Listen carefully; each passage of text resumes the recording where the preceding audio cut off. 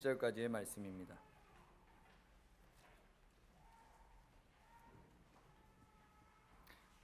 구약성경 시편 37편 1절에서 7절까지의 말씀입니다. 제가 가지고 있는 성경 구약 827면에 있습니다. 다 찾으셨으면 함께 봉독하겠습니다.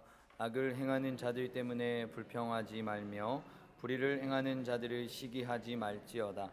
그들은 풀과 같이 속히 배임을 당할 것이며 푸른 채소같이 쇠잔할 것이미로다. 여호와를 의뢰하고 선을 행하라. 땅에 머무는 동안 그의 성실을 먹을거리로 삼을지어다.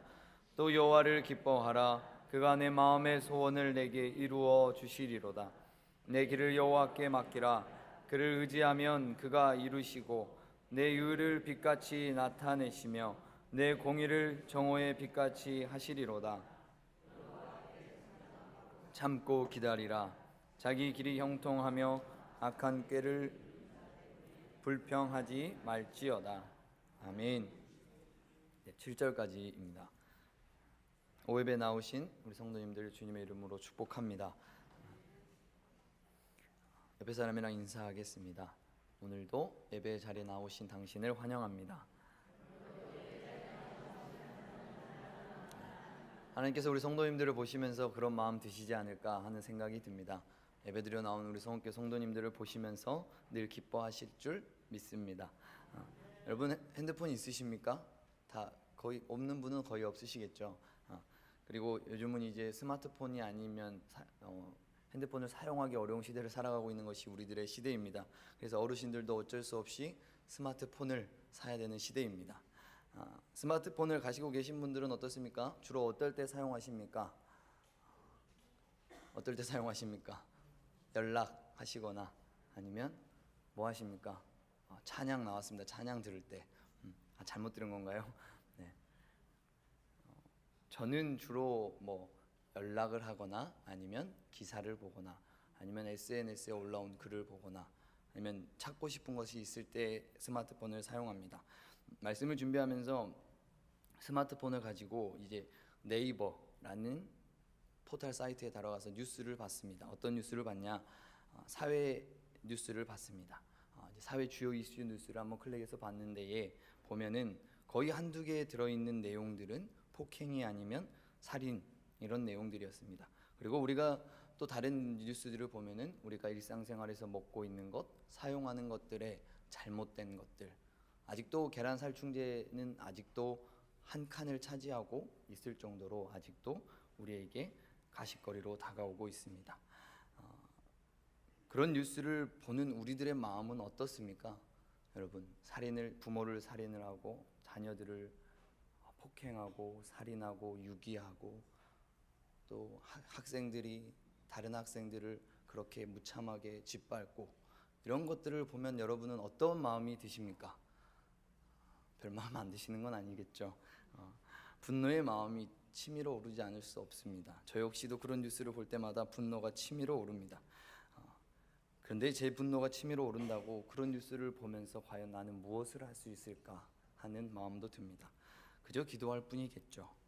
이러한 사회범죄는 우리가 표면에 드러나서 우리가 알고 있지만 지금도 사회는 어떻습니까? 부정과 부패와 이루어지는 것이 우리가 살고 있는 사회 아닙니까?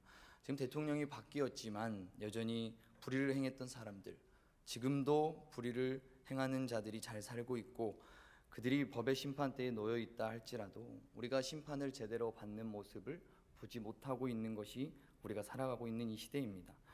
각종 범죄와 불의를 행하는 자들이 하나님을 믿는 우리들보다 더욱더 나은 삶을 사는 것 같고 더욱더 부귀와 영화를 누리는 것 같은 모습들을 우리는 보고 있습니다.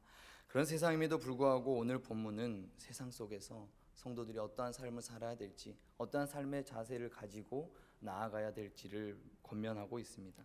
오늘 시편을 기록한 사람은 다윗입니다. 다윗이 세상의 모든 삶의 경험들을 그리고 신앙의 체험을 통해서 바로 이 노년에 기록한 것이 오늘 37편의 말씀입니다. 다윗이 어떠한 삶을 살았는지는 우리가 더 잘 알고 있지 않습니까?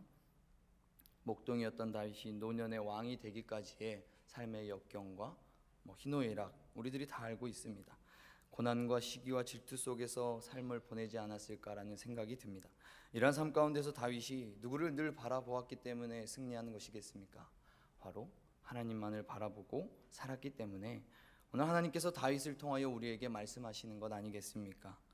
오늘 1절 2절 말씀 우리 한번 읽어보겠습니다. 악을 행하는 자들 때문에 불평하지 말며 불의를 행하는 자들을 시기하지 말지어다. 푸른 채소같이 세잔할 것이미로다. 아멘. 제가 현대인의 성경으로 번역된 성경을 한번 읽어드리겠습니다. 악인들 때문에 안달하지 말고 못된 짓 하는 자들을 시기하지 말아라. 그들은 풀과 같이 곧 시들어 없어질 것이다. 우리가 그들을 보고 부러워하는 것이 아니라 시기하는 것이 아니라 그들은 곧 사라지고 없어질 것이라는 겁니다. 다윗이 살았던 이 시대에도 악인들이 번영하였던 삶을 살았다라는 것입니다. 그들 때문에 의인들이 고난을 받았던 것이고 불평이 커졌다라는 것입니다. 의로운 사람들을 대적하는 자들, 불의한 자들이 활개치고 악을 행하는 자들이 비일비재했다는 것입니다. 무엇보다도 하나님의 의로운 속성에 대항하는 악을 즐기는 사람들이 있었다는 것입니다.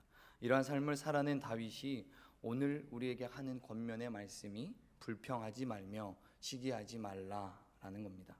믿지 않는 사람들이 잘 되고 세상 가운데서 성공하는 것 같고 우리는 여전히 삶이 어려운 것 같은데 악을 행하는 자들이나 불의를 행하는 자들이 오히려 그 번영과 성공을 누리는 이 부조리한 일이 있다 할지라도 왜 우리가 불평하면 안 되는 것이고 우리가 시기하면 안 된다라는 것일까요?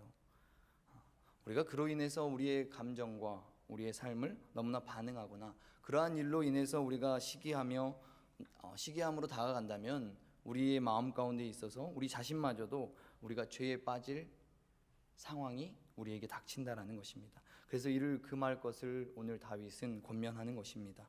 그리고 그들이 누리는 번영이나 저지르는 횡포가 2절의 말씀처럼 어떻습니까? 풀이 시드는 것처럼 그들의 삶도 곧 시들 것이라는 겁니다. 푸른 채소와 같이 쇠잔할 것이라는 겁니다. 즉 그들의 성공은 일시적인 것이고 곧 사라질 것이라는 것입니다. 그렇다면 우리 성도들은 어떠한 삶을 살아야 되냐라는 것입니다. 하나님께서 먼저 우리에게 여호와를 의뢰하라 라고 말합니다. 우리 3절 말씀 읽어보겠습니다. 여호와를 의뢰하고 선을 행하라. 먹을거리로 삼을지어다. 아멘. 여호와를 의뢰한다 라는 것은 무엇이겠습니까? 의뢰하고 라는 단어의 원형을 보면은 신뢰하다, 믿다 라는 의미를 가지고 있습니다. 그런데 뭐뭐 속으로 라는 전치사를 늘 동반하고 있습니다. 그러니까 무슨 말입니까? 이것은 누군가를 의뢰한다는 것, 신뢰한다는 것은 그 사람 안으로 들어가서 그 사람 속으로 들어가서 라는 것을 말합니다. 즉 우리가 여호와 안으로 들어가서 여호와 속으로 들어가서 그분과 연합하여 하나를 이루라 라는 것입니다. 성도 여러분, 여러분은 지금 여호와 안에 거하고 계십니까? 안 거하고 계십니까? 이번 여름 어떻습니까? 덥지 않았습니까? 전 너무 더웠습니다. 이렇게 더운 여름을 보내본 적이 없는 것 같은, 저는 에어컨도 싫어하는 사람이었는데 에어컨이 좋아지는 경험을 하는 귀한 여름이었습니다. 저는 물을 좋아합니다. 그래서 늘 물속에 들어가고 싶은 생각이 드는 무더위를 보냈지만 들어갈 기회가 몇 번 없어서 아쉬웠습니다. 우리가 시원한 물속에 들어가는 이유는 몇 가지 안 되겠죠. 시원한 계곡물에 들어가거나 발을 담그면 어떻습니까? 그 시원함, 그 상쾌함을 느끼기 위해서 우리가 들어가는 것이고, 바다에 들어가는 것은 왜 들어가는 겁니까? 파도를 타거나 느끼거나 수영을 하기 위해서 들어가는 것이겠죠. 계곡이나 우리가 바다는 그 시원함과 물속에서의 그 노는 즐거움을 느낄 수 있게 합니다. 이것들은 우리가 물에 들어가야지만이 느낄 수 있는 것들입니다. 우리가 그 시원한 계곡물을 바라보고만 있다면 어떻습니까? 시원함이 느껴지긴 하겠죠. 그렇지만 계곡물 속에 들어갔을 때 느낄 수 있는 그 시원함과는 차이가 있을 것입니다. 그런 것처럼 우리가 하나님을 바라보는 것도 당연히 중요하지만 우리가 하나님과 멀리 떨어져서 우리가 그저 뒷짐지고 하나님만을 바라보고 있다면 문제가 있다는 것입니다. 우리가 그분 안으로 들어가서 그분 속으로 들어가서 그분과 연합하라 라는 말이 오늘 여호와를 의뢰하라 라는 것입니다. 성도 여러분, 해녀가 해산물을 채취하기 위해서는 어떻게 해야 됩니까? 바다 속으로 헤엄쳐서 들어가야지만이 해산물을 채취할 수 있습니다. 마찬가지로 성도는 하나님이 주시는 복을 받기 위해서 어떻게 해야 되는 것입니까? 그분 속으로 들어가야 될 줄 믿습니다. 헤엄쳐 들어갈 준비가 되셨습니까? 성도 여러분, 물속에 들어가지 않고 우리가 그저 밖에서 쳐다보고만 있다면 그것은 그 안의 즐거움을 맛보지 못합니다. 우리가 세상의 옷들을 입고 있습니다. 우리가 이 세상의 옷들을 벗어버리고 여호와 안으로 들어가서 여호와 속에서 참된 기쁨을 누리는 저와 여러분이 되기를 간절히 소망합니다. 시편 18편 29절의 말씀입니다. 내가 주를 의뢰하고 적군을 향해 달리며 내 하나님을 의지하고 담을 뛰어넘나이다. 22편 4절에는 이렇게 말합니다. 우리 조상들이 주께 의뢰하고 의뢰하였으므로 그들을 건지셨나이다. 우리 모두가 여호와를 의뢰함으로써 우리가 여호와 속으로 우리가 들어가서 복된 삶을 사시기를 주님의 이름으로 축복합니다. 그런데 왜 우리가 여호와를 의뢰해야 되냐라는 것에 물음이 붙이자면 우리가 그 뒤에 나오는 선을 행하라 라는 이 권면을 우리가 수행할 수 있기 때문입니다. 성도 여러분, 우리가 이 땅 가운데서 선을 행하는 삶이 쉽습니까? 저 역시도 너무나 어려운 것이 선을 행하는 삶입니다. 제가 사역을 시작하면서 이제 중고등부 설교를 하면서 아이들에게 이웃을 사랑해야 된다, 이웃을 돌봐야 된다, 없는 자들을 우리가 나눠줄 수 있어야 된다 라는 설교를 하면서 드는 생각은 내 사례비의 일부를 그들을 향해 흘려보내지 않았다라는 것을 느꼈습니다. 그리고 굿 네이버스라는 그 광고를 보고 그냥 자원하는 마음으로 후원을 시작했습니다. 그런데 그때는 이제 아들도 없었고 돈이 들어갈 곳이 그렇게 많지 않았습니다. 그 다음엔 아들도 생기고 돈 들어갈 곳이 한두 군데 생기다 보니까 가장 먼저 그만두고 싶은 마음이 바로 그 후원하는 마음입니다. 후원하는 거 몇만 원 안 되는 것을 당장 그만두고 싶은 마음이 한 번씩 들 때마다 내가 과연 목사인가 하는 마음이 듭니다. 성도 여러분, 우리가 마음먹기에 달려있다고 생각할 수 있지만 우리가 삶 가운데서 선을 행한다라는 것은 그것도 지속적으로 우리가 성도로서 평생 동안 해나가간다는 것은 굉장히 어렵다라는 것입니다. 그 말은 우리의 힘과 능력으로 우리가 선을 행하는 것이 아니라는 것입니다. 분명히 한계가 있다는 것입니다. 그래서 3절 후반부의 말씀이 또 나오는 것입니다.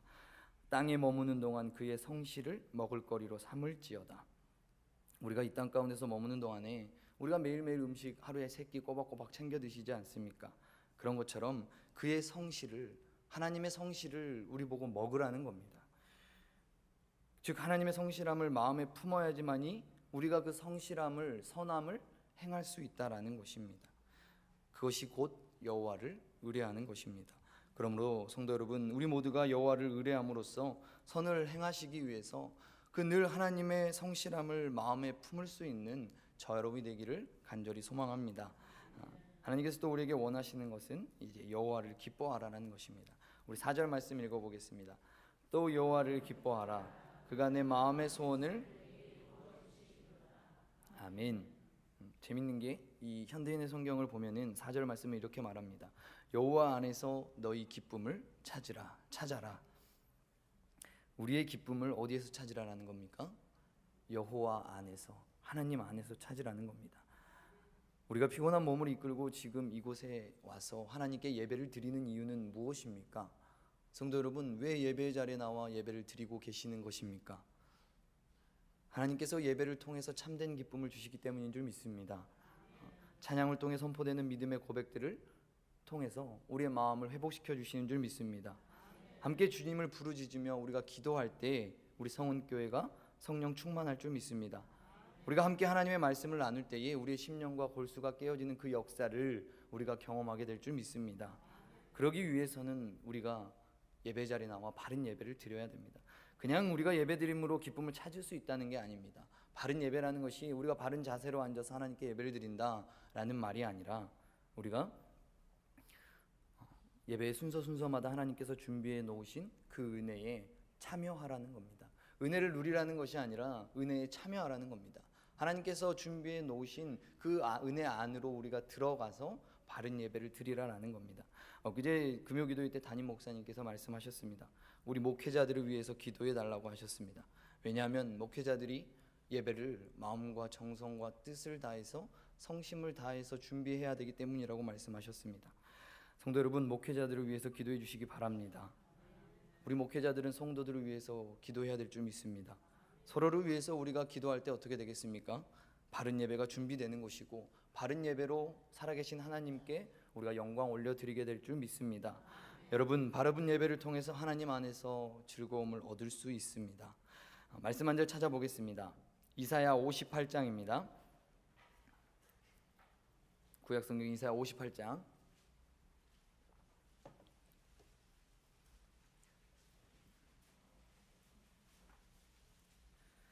58장 찾으셨으면 14절의 말씀